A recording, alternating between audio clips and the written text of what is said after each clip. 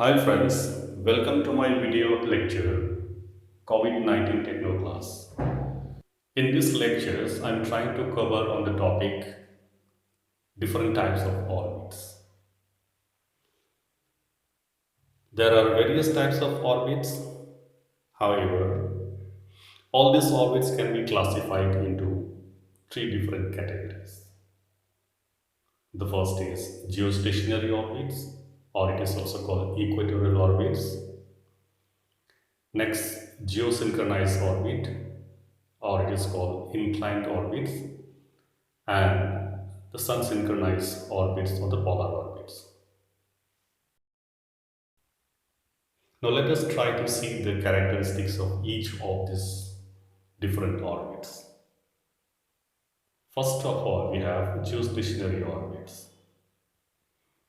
As you can see in the diagram, the satellites in these orbits are directly over the equator.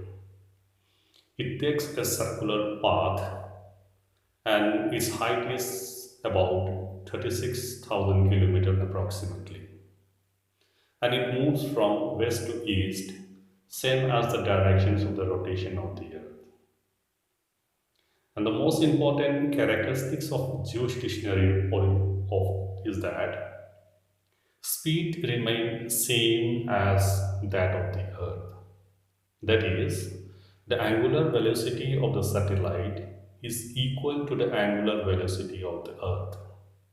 Therefore, one revolution of the earth is equal to one earth day.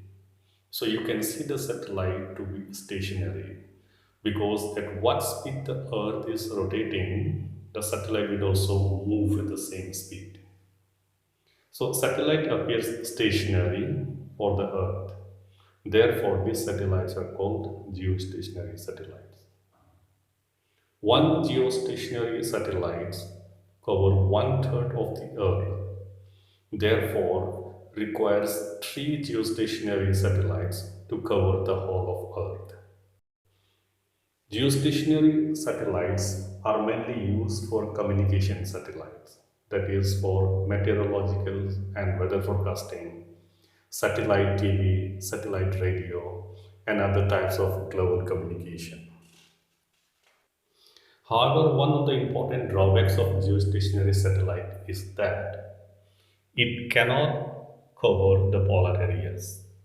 Therefore, it cannot communicate in those areas. Next important orbital systems is geosynchronized, or also known as inclined orbits.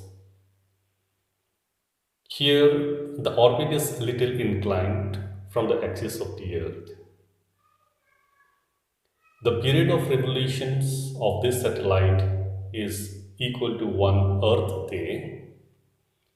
The satellite is placed in such a way that the period of revolutions of the satellite is equal to the revolution of the Earth, that is 24 hours.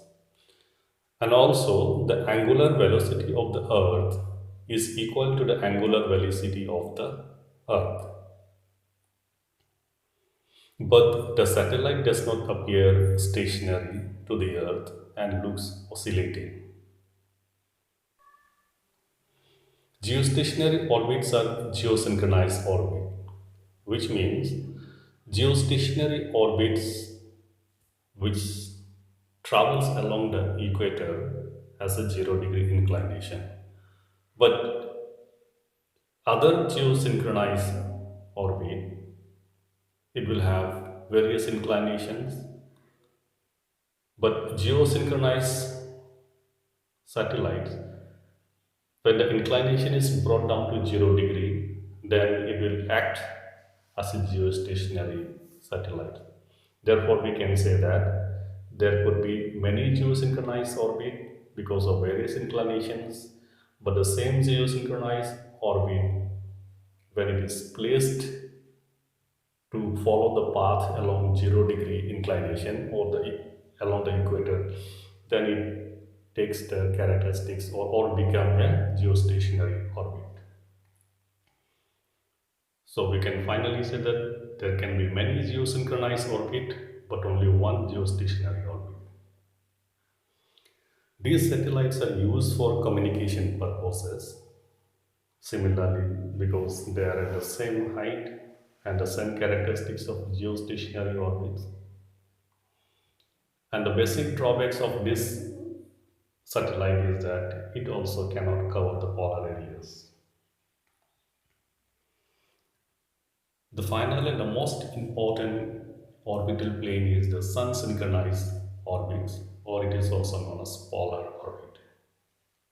Here, the inclination is about 90 degrees from the equator and it covers the polar areas from North Pole to South Pole.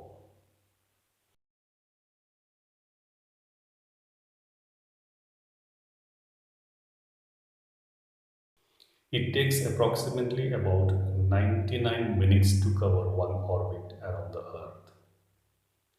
Polar orbit or sun synchronized orbit. Now, why it is called a sun synchronized orbit? Because the satellite is placed in such a way that wherever they cross a particular point or a country on the Earth, a same local time or solar time prevails at that point.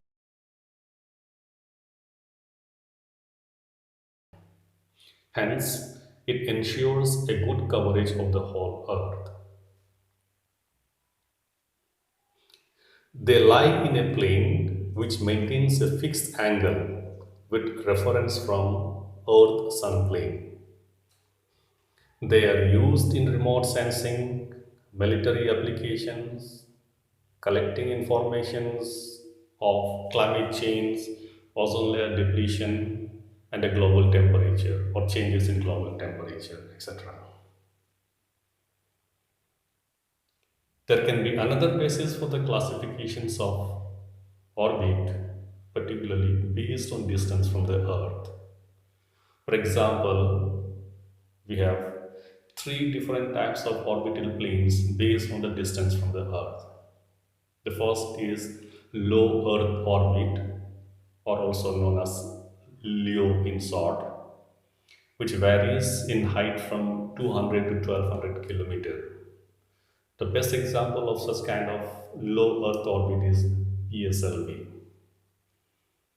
Next, we have medium Earth orbit, or known as MEO in short, with an average height of 1200 to 35,900 790 kilometer. For example, geosynchronized and geostationary are this type of medium Earth orbit.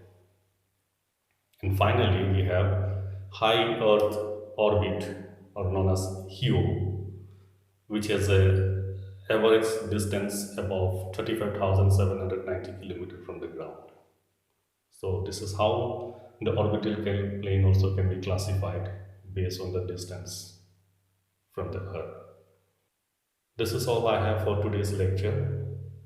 Thank you for watching.